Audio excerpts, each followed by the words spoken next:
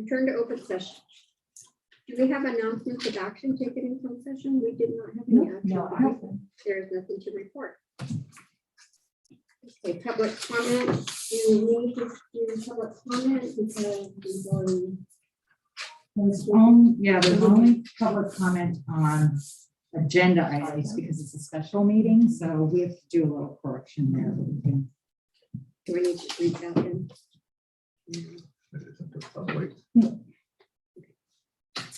Eric is on that.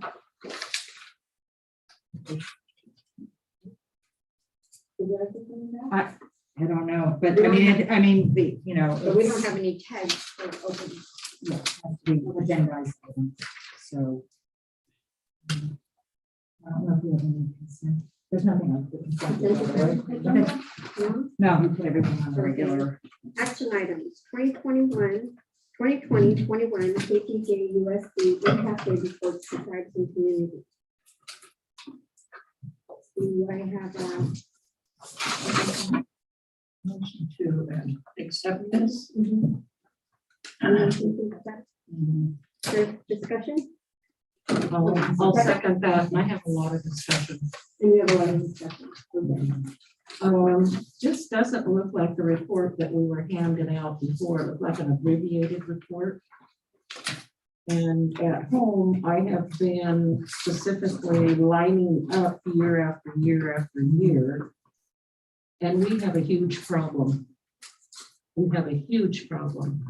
In this report, what I'm not seeing, unless I missed it, is by grade level, what our language, what our reading and our math is. I'm seeing it all jump together like spring math scores, but I'm not seeing the grade levels like was in the original, unless I just totally missed it. Oh, here it is. Okay. Academic performance. Like reading by grade. I can go get a copy of that. That's okay. That's okay.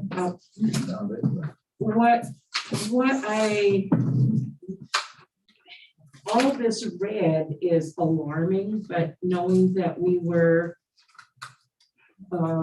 in COVID and expecting proficiencies to go down, when I lined up several years, I found that students were coming into our schools at the kindergarten level, and the red was very low. By the very next year, it expanded tremendously, meaning that our teachers somewhere along the line are not producing proficiency in our students. And we do have an IPP meeting this Wednesday, and that's on the agenda, and that we're going to have some very frank discussions about it. So it's not broken out by class, but it's broken out by grade. And being that we are in the process of rewriting the Indian Ed Director job description, I think we need to put more meat in there and to have more accountability for our math testing. Are all of the teachers using it? It has gotten back to me that one of our longtime teachers here made the off-the-cuff comment that, oh, I don't use those map scores. So how do you know what your students are learning and where the holes are in their education? So I'm thinking we need to, after our IPP meeting, I want to bring this up again and report back to the board of what's coming out of that meeting, because it's going to be a frank discussion.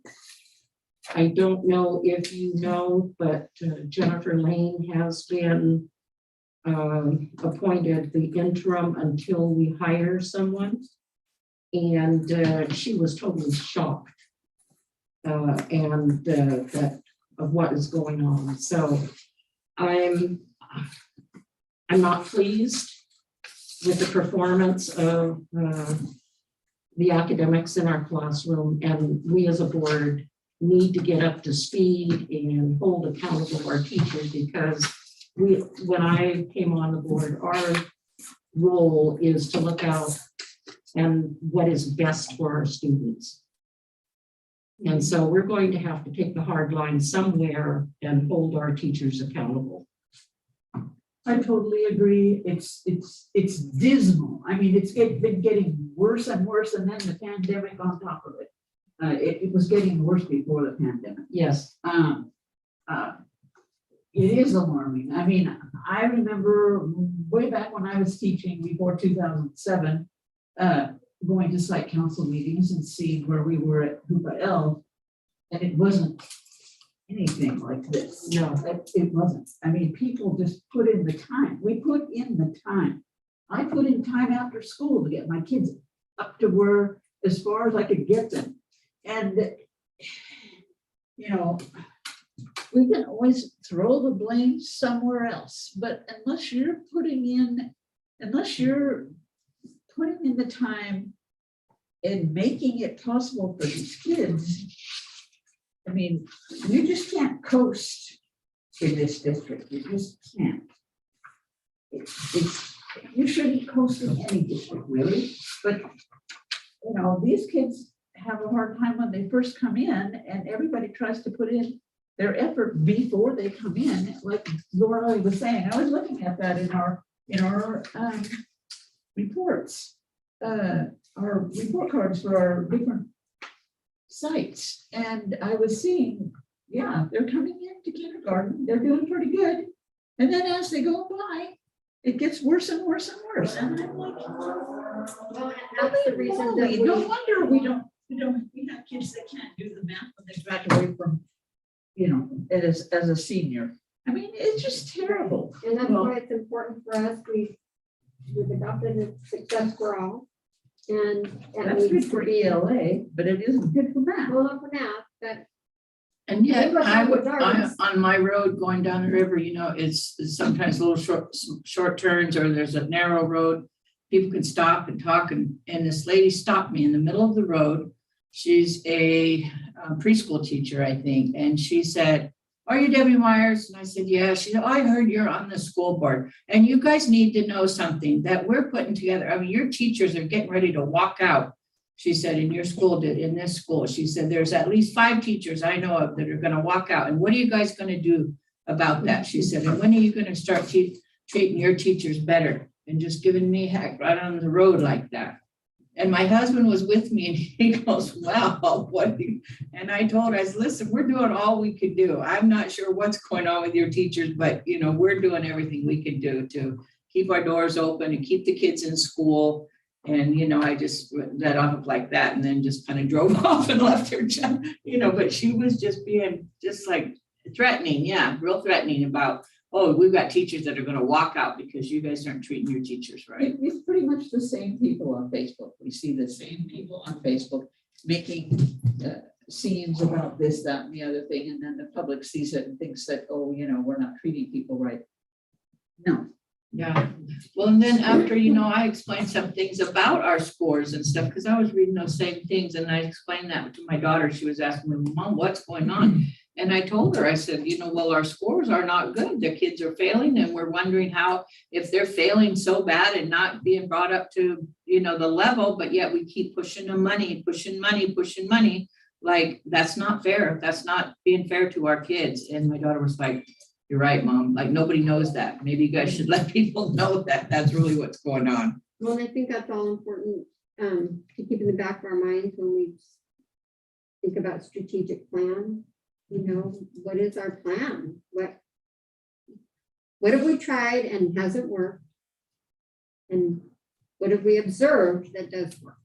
You know, I think That's why I'm thinking, going back to the IPP director job description, I would like to see more teeth in that position. We're being pushed to put up the salary. And so what are the duties that could do that? So I'm thinking whoever goes in there needs to know the testing and how the testing scores work, how do they, and be really on top of that so that we can pinpoint where our weak spots are. Because I can, looking at the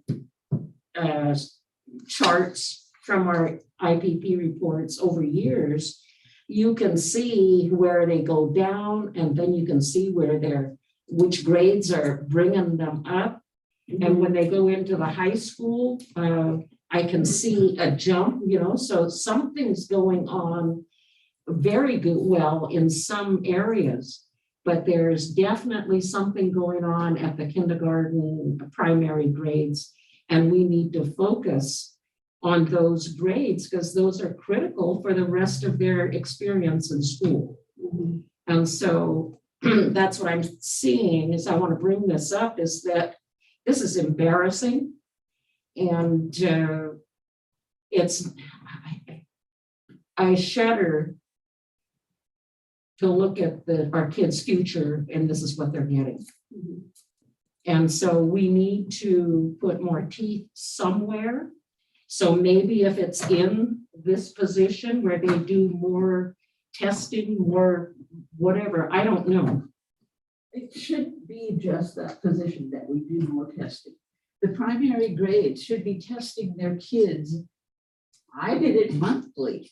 I did a screening monthly in reading where I could see if they had gotten, have they gotten their short vowels? Yes. Have they gotten their long vowels? Yes. Have they gotten their consonant diagrams? Yes. I tested them to find out, what they were lacking to make them good readers. And you can't just hope that some company that gives you a teacher's edition teaches reading. No, you can't. Teachers, our teachers, when I was teaching our primary grades in Hoopa L especially, we got special training. We went to San Francisco State to get special training. And I think maybe we need to send our teachers to some special training. I think we're still sending them. Not just We have the training coming here. but phonetic training. But with this new program we have the trainers coming here. And I'm still hearing rumblings, I can't verify It it, wasn't enough. that some teachers are still not following. Yeah. Yeah, it's a start, but it's not enough. So am I correct that we will be going through a strategic planning process and we'll start pretty soon? Right? Well, first, we're gonna do the self-assessment today, and I think then as a result of that, we'll take the next step, because I had one specific proposal from the National Center.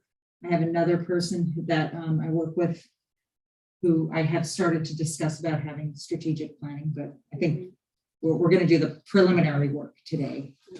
So we're starting a process. I think so, and I actually spoke, I asked, we're not really having a success in finding the last strategic plan. I think it's extremely outdated. So even if we were able to look at it, it's just, so many things have changed with the LCAP and LCFF. So yeah, we're at the beginning of the road if we want to go that direction.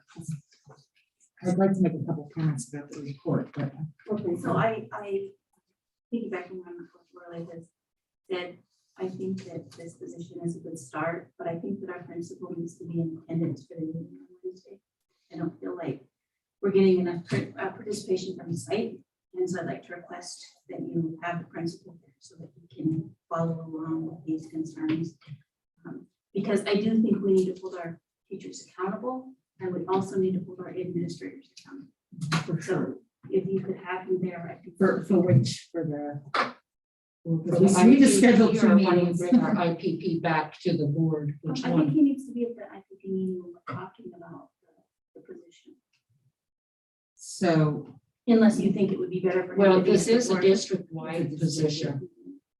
it's We're how talking that. about Hoopa L and Hoopa Ls. Well, I can't, Well, you can't really. it's tell. not disaggregated in the report. It's district-wide. I didn't understand that. I thought it was the- Yeah, But you no. can- But you can look on the dashboards and see what it looks like at each school. We'll get to some of that in our training, I think, maybe sometime. Okay. So can Okay, I'm done. Okay. So I wanted to make a few comments about both the report. I want to remind everyone that we are in a data poor status. I don't know how many students this represents that were tested. Like this, unfortunately, this year, I mean, this is what we know. And I'm looking at this page of reading, and I'm just going to focus on reading for the moment. So that's just something that every school is living with, is that the data is kind of, we don't have a strong correlation. I think it's really important, Lori, what you had talked about looking at longitudinal and looking year after year, because that's where we see the trends, because you're always gonna have some weird year where, you know, your highest readers were out with the chicken pox or something. So I think looking at, this is again, just a snapshot. I do think it is really good for us to recognize how our partners in early education and preschool are really doing a good job of preparing students. And then our next step is to continue that. I think that what our teachers have experienced is our curriculum was extremely outdated.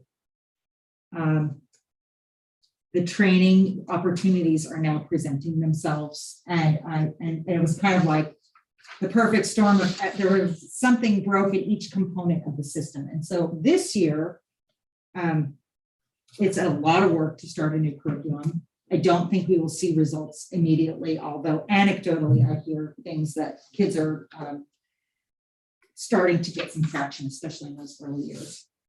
So it's going to be kind of an incremental increase rather than just in 1 year seeing the improvements. So I just feel like we know the trend. I think that since we have the year-over-year data, we want to increase our early literacy. And so, Hoopa Elementary was identified as for K-3 and specifically, 1 grade level, a school that was identified by the California Department of Education as being underperforming in literacy, in early reading, and that's why they are engaging in this early literacy block grant, which does include some of this training with the phonics training. It's pretty intensive. So they're also off to a really good start. That team has been kind of a pilot across the district for doing a literacy action plan. And again, doing everything last year by Zoom. They still got their action plan together. We were still able to pilot the curriculum. So there's been just a number of things that have been kind of operating. What we want to do is make sure everything is coordinated. And I just want to thank the staff that are the leads at Hoopa L, the teachers that are the leads there for moving forward and knowing it's kind of scary because they're moving, things weren't super successful previously. So they went, okay, we're gonna go for it. And then when kids are leaving us from the 8th grades and going on to high school, our high school teachers are single subject folks. So the high school has a really big interest in the success of the literacy program because if you're a algebra teacher, you're not necessarily trained to teach kids to read. So we really need to focus on it in the early grades so that when they go to the high schools, the teachers there who are single subject can really focus on content. So when I'm talking to high school principals, they are really interested in this early literacy initiative. So my other 2 things are when I did site visits with Terry Faulkner, and there was a student in a junior high class that was like, I don't like this reading program. And she said, if you don't know how to read, people will take advantage of you. She completely spun it around it and put that importance there. And then I also want to remind the board and the community that when we did our LCAP surveys last year, the #1 priority from the community was academics. And then we said, okay, of the academics, what is your #1 priority? And it was reading. So this is exactly lined up with our community family concerns.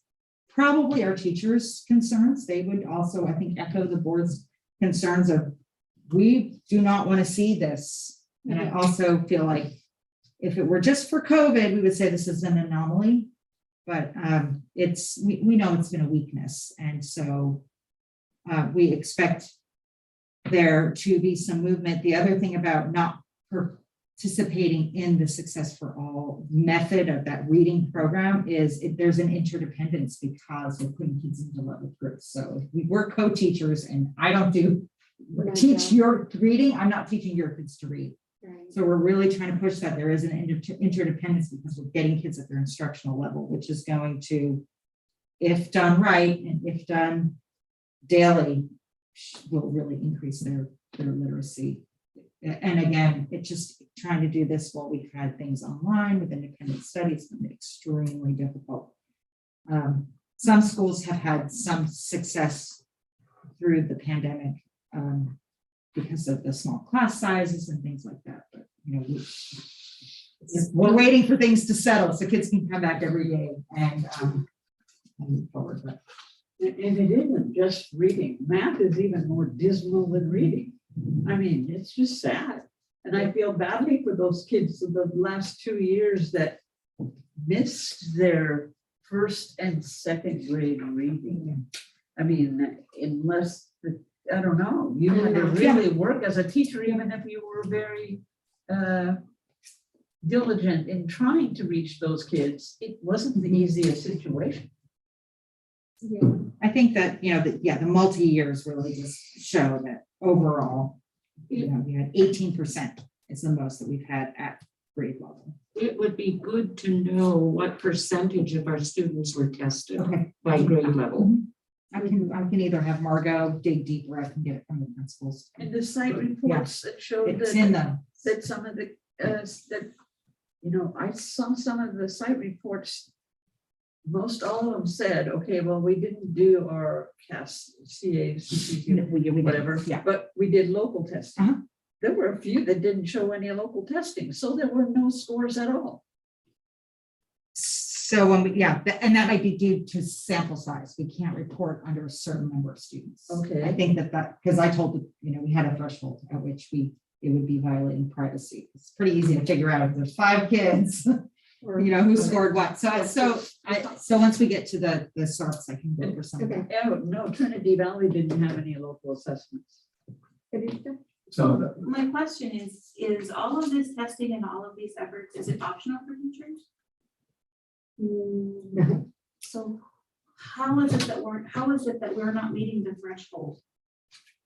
We're not requiring it, we're not following through with it? The number of, Oh, well, so these you test keep scores saying are, there's a lot of different things. What Yeah. are they so that we can?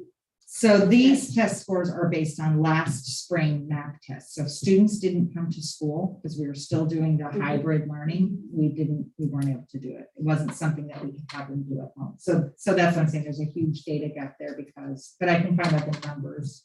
We should So be able to- likely the students that were coming to school would probably have done better than the students that weren't coming to school, right? So likely we tested best case. That this is the high, yeah, This is the high end of our that is test, very- right? that is very Okay, possible. So I know that when you're talking, it frustrates me a little bit because you're saying, you know, this is gonna take time. Mhm. You know, everybody has they haven't really bought it, you know, all of these things.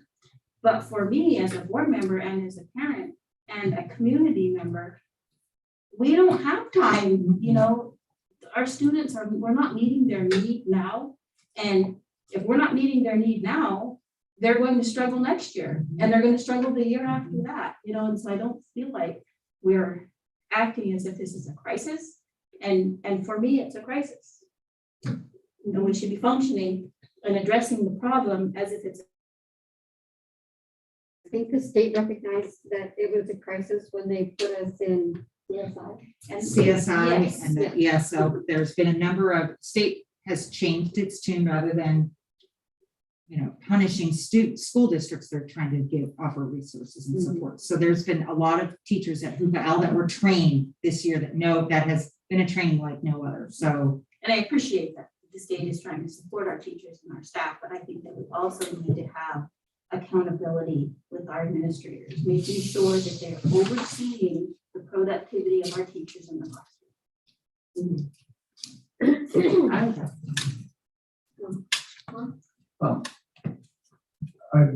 I'll make a comment. I'll try to keep it brief now because I actually think it belongs more under a strategic planning process, because much of what I might be interested in would actually involve a budgetary issue, which might be long-term. But, and I'm comfortable that 90% of teaching kids how to read is going to be techniques that I don't know about, being a farmer. But first off, a story. I have a granddaughter who's in kindergarten and is fascinated by animals. She came home the other day and said, "Did you know that we thought this fish was eating the coral, but it's actually eating the bad things on the coral?" So my point being that if kids want to learn how to read, they are more likely, if they want to learn how to read and the teacher knows what they're doing, they're more likely. I think that as part of the strategic planning process, we might consider utilizing more of the excitement and the beauty that we have in our neighborhood. Salmon and trees and acorns and bears. We do have a high percentage of students that are Native American, and a high percentage of our students who aren't Native American are in families that make their living off of the woods or the forest, or they've come here because they're quote environmentalists. Anyway, so I'm acknowledging that that's only a small percentage, but of the technique of teaching kids to learn is actually getting them to want to learn. Most of it's going to be teacher skills that I don't know anything about. But if by utilizing some of those things, we could capture 5% of students, then that could make it just to want to learn. If there was something about seeing fish in the classroom or seeing something grow, it might capture 5%, and that would make a difference in our skill. That's part of the teacher training that you get in reading, is to have kids make their own books based on some experiences that they've had, and they make their own little books and write about it, and then they read it to the class, and then the book stays in the class for the other students to read. So that's part of the teacher training. Yes, Norma, you had a comment? I forgot. Can't leave you for 5 minutes. So are you still gonna second the approving, even if you don't like the report? That happens to be too. Oh, okay. I mean, Okay, Well, so, go ahead. one more comment, and it's not a criticism. I'm comfortable approving this because it's not a criticism of this report. It's an acknowledgement of the difficulty, but I noticed it when I'm reading about the high school report too. I can see that reporting on dropout rates would be very difficult, because how do you acknowledge, say, someone who moved on to apply for an out of district transfer? How do you keep track of who's gone from Hoopa High to Captain John, et cetera? So it is an important issue that I think merits attention, but I do acknowledge that it would be a difficult thing to track, either as a part of an Impact Ag report or as part of a high school report card. I think it's actually pretty easy to do now. We have I think we have to follow the students and figure out where they landed if they've left our district. Yeah. So that would not be a dropout. The state has implemented that process several years ago. Each student in the state has a special ID number, Yeah. and that ID number tracks them wherever they're at. Right. Kids in the So, grades. Where'd they go? Yeah. I see. Yeah, okay, and it doesn't, are they dropping out or just moving to another school? no, well, she just explained, we have, kids have a state ID number, and so if the track. in California, of course, that only works in California. That's So, we're close to the border. I have a problem. I have a question about the student in 6th grade who dropped out. Is that possible? In 6th grade, Yeah, we don't have any, is this accurate? I would say it's more likely that child left and there was no Request for file. request for file. Yeah, they could So, have gone to Oregon. yeah, I mean, and actually, we're supposed to follow up on all that, just because we don't want to lose kids. But if they leave California, we have no way to track them. So if they stay in California and another school puts all their data in, well, they've already got a number assigned to them, so they'll pull them up and go, okay, this kid's here. But if they leave California, then we don't know where they But were. doesn't every school, no matter where the school's located at, have to send for records from that school that they came from? You would be surprised how many don't. It has happened to me over the years. So this is accurate then. We have a student in the 6th grade that. We don't know. Well, we don't know if that's accurate. We can't, and I'm not even sure. Maybe We that's. know they didn't move on to 7th grade. in Yeah, our district. and probably not in California. Is that legal? I mean, doesn't everybody have to be in school? I mean, Yeah, In Oregon, they're really strict about it, and parents get fines and everything if your kids don't go to school. It's, whatever reason, the parents get fined and have to pay a fine. but I've known kids that have been up on the hill for, a couple of years, It might be homeschooled. maybe, and maybe not. I know there is a person in Hoopa that was a late teenager and had never spent a day in school. So there's I just think that this shouldn't happen. We shouldn't have a 6th grade dropout or an 8th grade dropout. but we don't know that type of stuff. We should have We gotta have. That something follow up. test person follow up and give some detail. So with regard to the data tracking, one of the things that we've been meeting about is make, to the best of our ability, getting accurate data, because even though students do have their SSID number, we just did a little snapshot and we took 3 different data sources. Once Margot had published the report to tribes and community, and we said, okay, let's take a metric, and then we compared that to our SACE, which is our Special Education Student Information System, and to ARIES, and we had 3 different numbers. So some of the data may be generated on a specific day. So we know that there's going to be some, it's not going to be 100%, but that's one of the things that we have as a goal and a self-monitoring, is so that our information systems are reflective of other information systems. So, I got 3 different numbers. The number of students in special education varied between the report and between our special ed system. We don't necessarily always report it in areas, but we thought we need to have it across the board. So that's in and of itself, it's in the 3rd LCAP goal, is doing data validation. Does it make sense that we have 146 students that receive special education services and 180? So they are. So just looking at that, and I Could have just moved out of.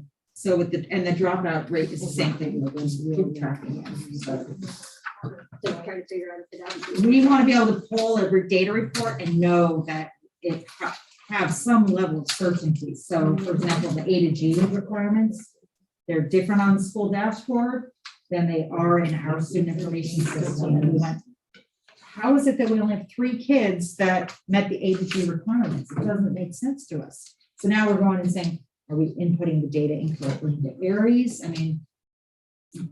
This report says that during that 1 year, I think there were 7, but the state dashboard says that there's 3. So it's really hard for us to say our next step is focus on the courses we're offering when we're really trying to start with what is the accurate data. So that was very intentional in our LCAP to say we have to be able to do data validation. We have to schedule running of reports, having the reports send out information. We don't know if it's, maybe there were only 3 kids that met the A to G requirements, but why aren't the numbers all matching up? And we think that there's more, but the state's reporting less. Right. So I'll run side-by-side reports and like, how come the numbers are different? So we're working on that currently. No comment? Okay, so I believe what we're doing is approving the 2021 impact aid report to tribes and communities. Have a motion, right? To accept it, yes. Pardon? Yes, Okay. I made the motion. To accept the report. To To accept. accept the report, Okay. not liking what's in it, but we're accepting Yeah, it. we don't have to like- we don't have to like it. We, yeah. Ayes? I'm asking. Aye. Okay, ayes, nays?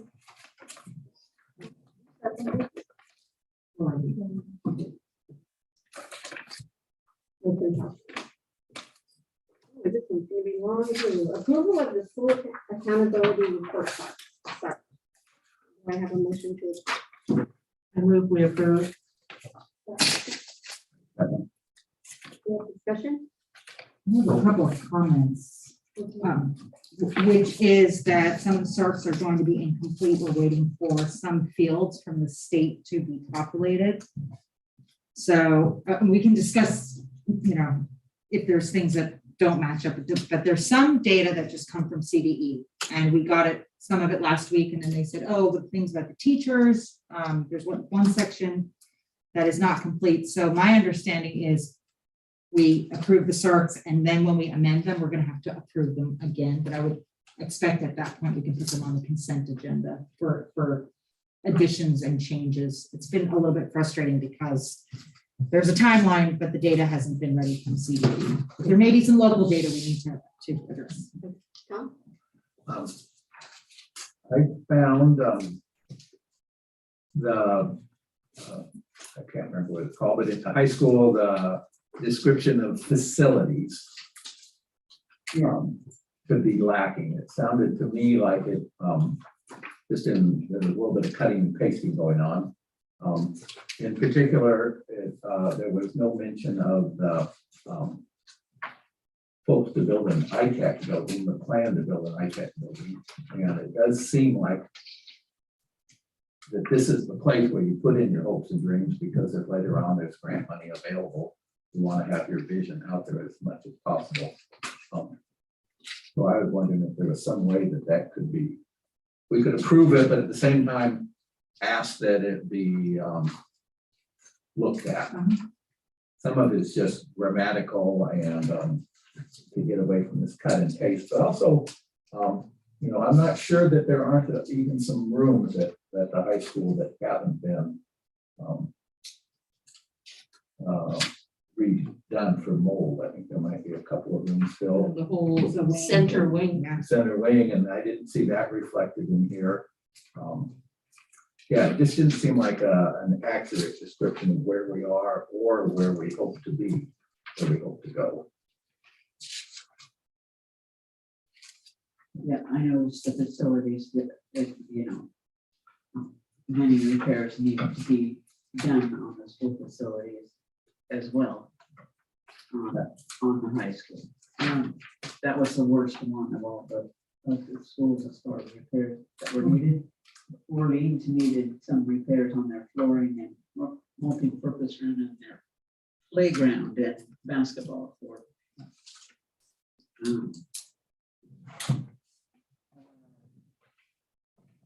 Yeah, and so a lot of these different schools, they said, well, we couldn't test because of but they did their local testing. And so at least you had some assessments, but the assessments came back dismal. And I'm thinking it's because they didn't test all the students.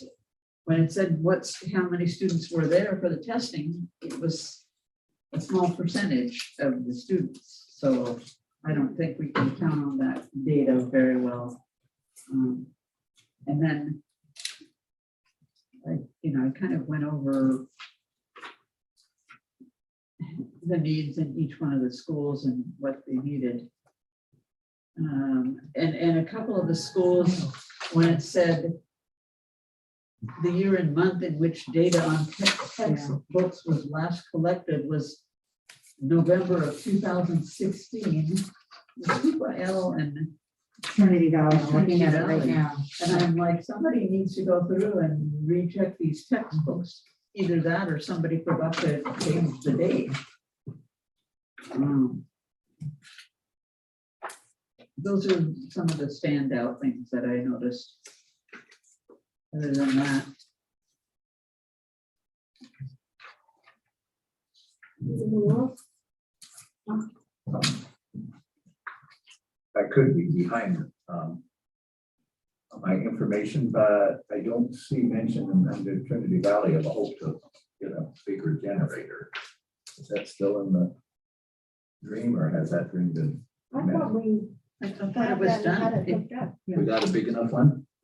No, it's in the works. Oh. Actually, and we put it, that was put into the ESSER 3 plan. So it's in the works, good. Yes, So, but it might be because it's titled, facility conditions and planned improvement. So they must have hooked up Trinity Valley in some way during the snow season. It was only the Giddings wing that did not have the generator hooked up. Okay. And we They had a have the generator, but but not the hook. We had to have a building. we had to have it enclosed, and that was the hangup. And Carrie, the school ran off of PG&E. PG&E generators there. Yeah. They were very loud Yeah. Oh, yeah. right by the school. I had a question about the wells testing. A lot of them say NT, which I assume is not tested. yeah, for the CAS. So that was a statewide test. So every year we're required to do the CAS. And last year, there was a waiver that says since students are in school and it's a All right, secure okay. test, so that entire section is. So that's why they're so, So that's Yeah. how it is in all the schools. on all the schools, oh, okay. That's why I was saying, it was a good thing that most of the schools did some local testing, Okay, that's what. and were Yeah. kind of different, Okay. or at least they didn't list it. But I was like, no, they didn't even test. And the hard thing is that this year it's not looking good either, as far as the number of students that are tested.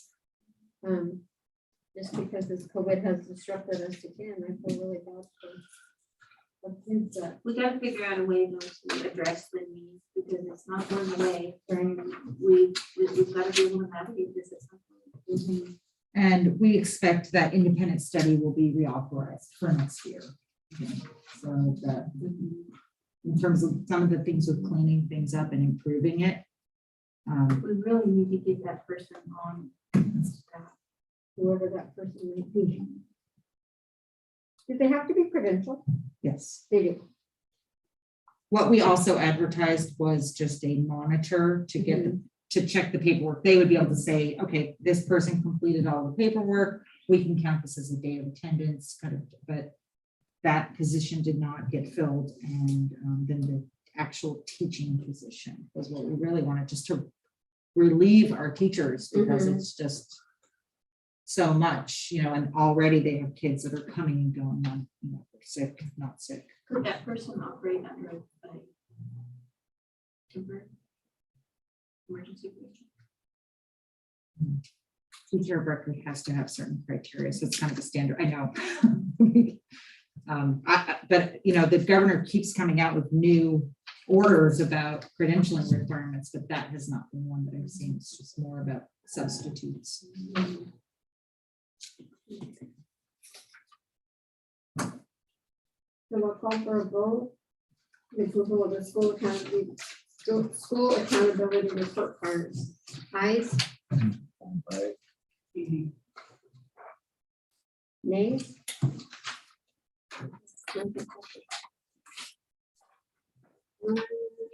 Information item, number 8A, KTJUSD initial sunshine proposal for 2022-23 CSEA.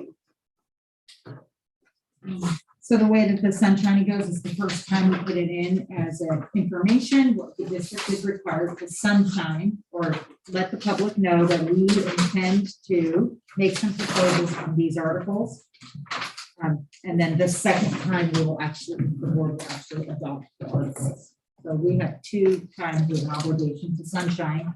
I sent this to the CSEA president and the regional rep to say, hey, heads up, these are the things that we're interested in talking to you about when we sit down to do negotiations. The union has an obligation to sunshine only once. We have the obligation to do it twice. So this is part 1 for us. And then at the regular board meeting, we'll ask for approval. So it just comes through as information.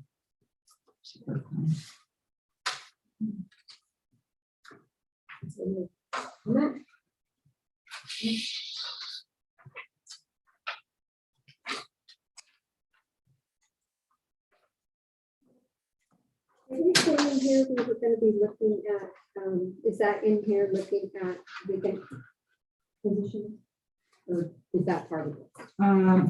That's not, since it's not part of the CBA, that we will enter into negotiations separately. If we're looking at any reductions or if there's any cost, lack of work, lack of funds or vacancies that we want to move on with, we can negotiate that separately because it's not part of the CBA, but it's subject to negotiation.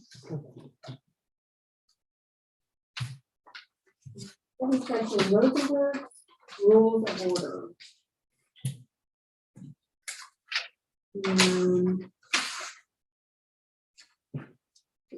Anything here again, do you want to that or just? Well, I mean, I thought it would be a good idea to just go through and identify. I requested it because when we did our school board handbook, or whatever we're calling it, Governance, yeah.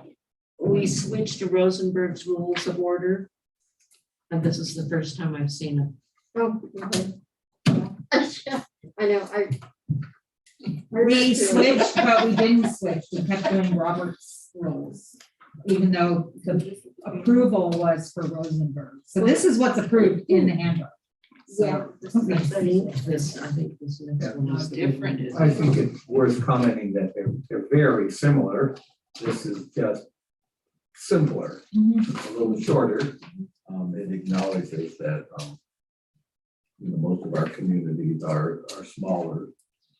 And I think it's also worth commenting that, there's nothing in the Brown Act which governs how we operate that says which rules of order we use.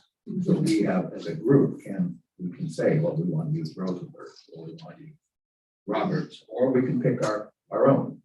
The Congress of the United States uses their own. They don't use, well, Brown Act is California.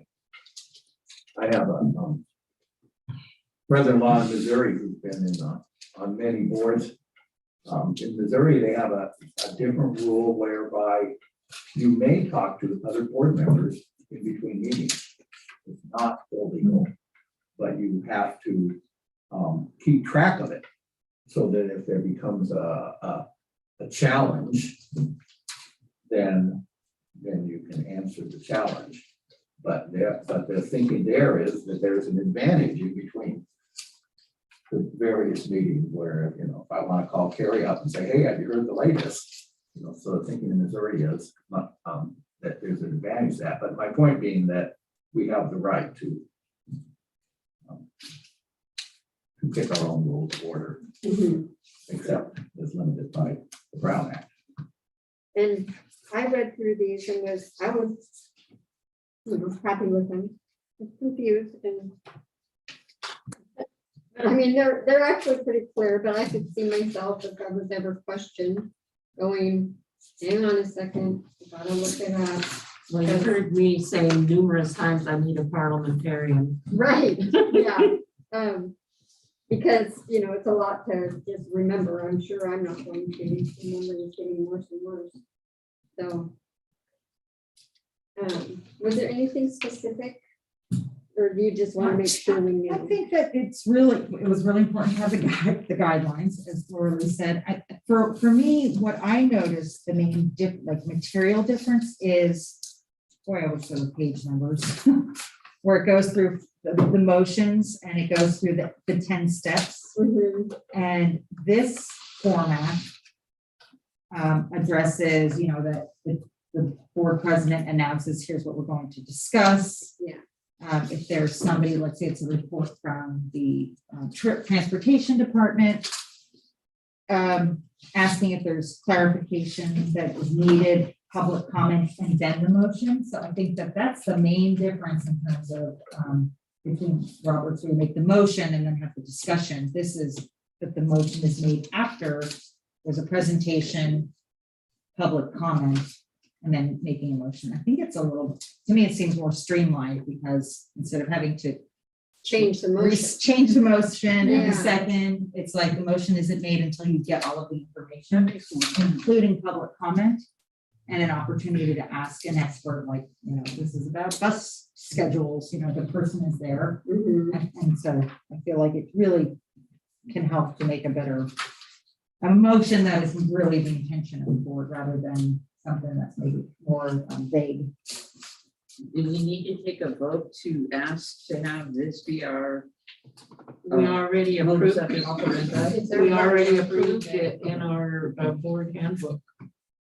Oh, okay. So now we get to read what we approved.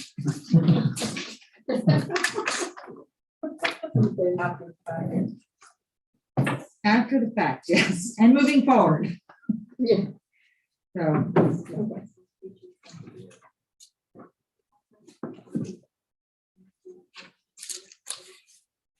we can retain a copy here and so that if there's a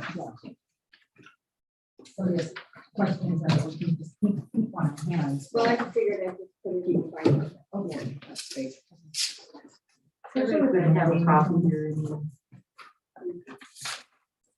And number 9B, local education agency self-assessment, their beliefs, visions, and mission, leadership and government, clear and collaborative relationship.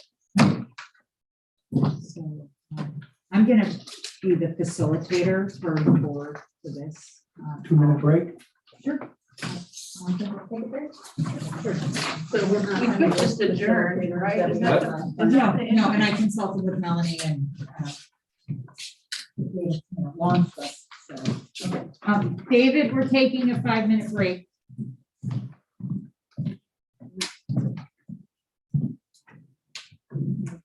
It might still be on.